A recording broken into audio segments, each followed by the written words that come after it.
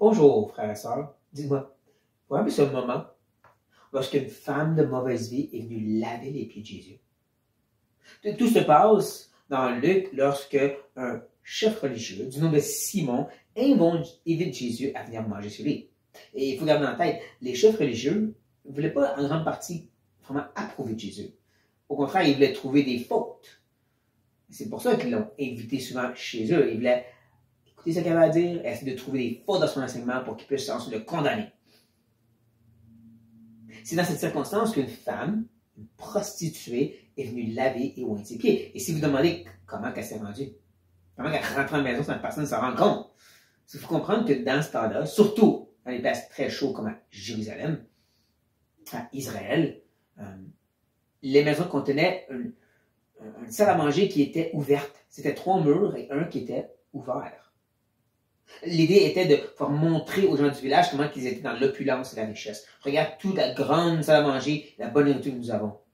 Ou même, lorsque c'était des rabbins, de pouvoir venir écouter les sages discussions qu'ils avaient entre eux sur les choses de la loi. C'est ça l'idée d'avoir un mur ouvert, un mur enlevé et une cuisine, une salle à manger ouverte. Et c'est dans cette circonstance aussi que quelqu'un pourrait se faufiler et venir au pied de Jésus. Mais tout ça, bien sûr, lui cause un peu de frustration, de dérangement dans le cœur des gens. C'est un prophète, puis il ne réalise pas que cette femme est une prostituée qui lui touche. Surtout qu'eux croyaient que le péché pouvait être transmis par le toucher. Et c'est là que Jésus se tourne vers Simon, son hôte.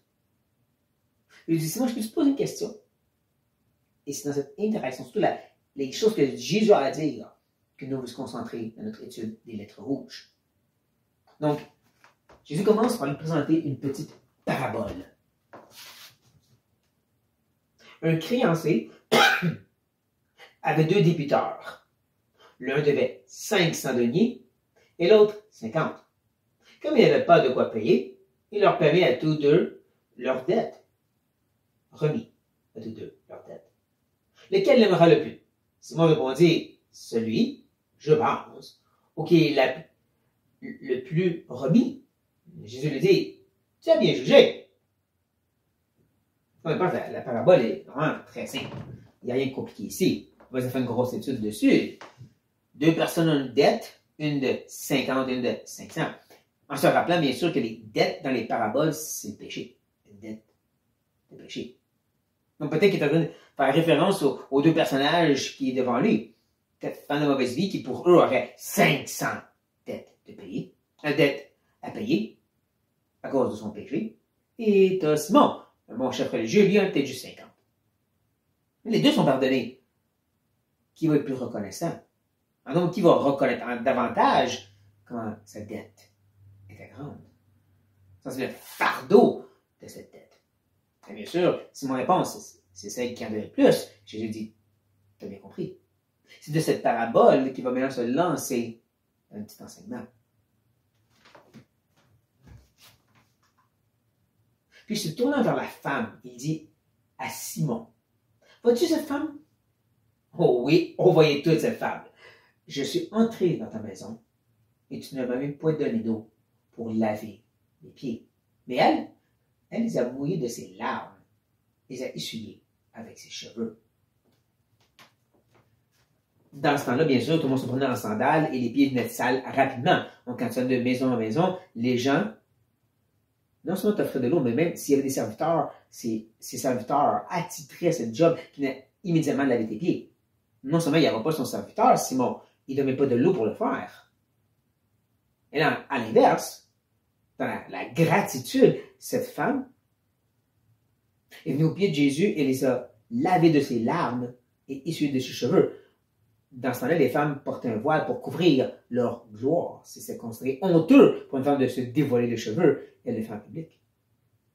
Elle oublie tout ça parce qu'elle est concentrée sur le fait qu'elle a besoin de Jésus. Ou est-ce que Simon, clairement, il y a une attitude un peu de réticence envers Jésus. Elle donne tout pour être avec lui. Jésus continue. Tu ne m'as pas donné de baiser. Et elle, depuis que j'ai entré, elle n'a point cessé de me baiser les pieds. Tu n'as point versé d'huile sur ma tête. Et elle a versé du parfum sur mes pieds. La condamnation continue. La comparaison entre ces deux qui ont toute une dette, mais une le ressent plus. Une a plus besoin de ce que Jésus a donné. L'autre ne réagit même pas son besoin. Ah, c'est ceux qui sont malades qui viennent au médecin. Cette idée de l'huile qui était versée, fort probablement, c'était pour rafraîchir. Un petit peu d'huile, ça coule, ça rafraîchit dans la chaleur. Elle va plus loin que ça, elle prend du parfum qui est encore plus dispendieux et elle le verse probablement en totalité sur les pieds de Jésus. Donc, quel effort plus grand de sa part comparé à lui?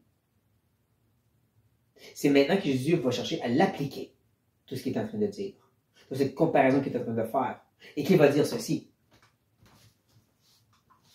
C'est pourquoi, je te le dis, ses nombreux péchés ont été pardonnés, car elle a beaucoup aimé.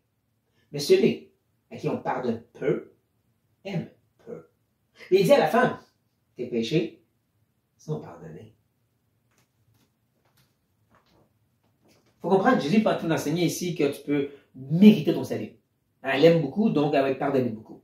Si tu aimes assez Jésus, tu vas être sauvé. C'est pas le salut, c'est pas l'évangile. On va voir un traitement qui va expliquer qu'est-ce qui a vraiment sauvé cette femme, mais il reprend cette idée qu'elle a beaucoup aimée. Pourquoi? Parce qu'elle a reconnu son besoin de pardon et le sauveur. C'est que Simon, lui, était aveugle pour ne pas voir. C'est pour ça cette attitude tellement repoussante envers Jésus. Lave pas les pieds, donne pas de l'huile, donne pas de baiser. Oh, viens, mais je veux rien savoir de toi. Cette femme, elle a compris qu'elle avait besoin d'être pardonnée ses péchés. Ce que Simon, probablement, ne reconnaît pas. Voyons, je suis un pharisien. Je suis un chef religieux haut placé. Je n'ai pas de péché à faire pardonner, moi. De quoi tu parles? Elle goûte au pardon, qui va bien sûr déranger les gens dans le groupe et qui va amener Jésus à expliquer c'est quoi vraiment son salut. Et ça, c'est important. Ceux qui étaient à table avec lui se mirent à dire en eux-mêmes, qui est celui-ci qui pardonne même les péchés? Mais Jésus, qui passe par-dessus tout ça, dit à la femme, ta foi t'a sauvé. Va en paix. Ça, c'est important. C'est pas les actes d'amour, c'est ta foi qui l'a sauvé. Sa foi dans cette idée que Jésus a probablement quelque chose à lui offrir. Sans le comprendre pleinement, ce qu'il serait en tant que femme de mauvaise vie, et devant les chefs religieux qui fait juste imposer plus de règles et la condamner, Jésus, c'était différent. Elle pouvait s'approcher de lui. Espérer qu'il y avait quelque chose pour lui. Pour elle, excuse-moi. C'est cette foi-là. Là, elle ne comprenait pas tout, cette foi-là qui l'a sauvée vraiment. Ce qu'elle a témoigné, c'est qu'est-ce que Jacques dirait, la foi avec les œuvres, qui montre qu'on est vraiment sauvé. C'est un bon rappel pour nous d'avoir cette gratitude en rapport avec notre salut. Cet amour et cette appréciation qu'on devrait avoir envers le Dieu qui nous a sauvés par Jésus-Christ. Et pas tomber dans le piège du chef religieux qui dit oui, je suis pardonné, mais je ne suis pas si pire que ça. Trop facile, n'est-ce pas? De vivre notre vie puis de dire oui, je sais que je suis pécheur, mais. Non, chaque matin, chaque jour, constamment, on devrait être dans cette attitude de reconnaissance avec une grande expression de joie et d'amour envers Christ. Parce qu'on est pardonné.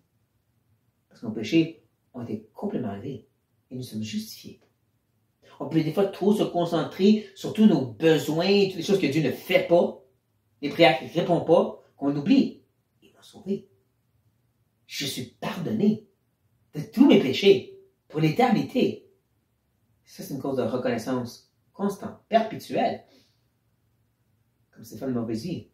Il est bon des fois que Dieu nous rappelle à quel point qu'on est aussi ces gens de mauvaise vie, comparé à un Dieu 3 fois saint. Dieu parle à nos cœurs, chers frères et sœurs, pour augmenter à nous la gratitude et la reconnaissance pour ce pardon des péchés.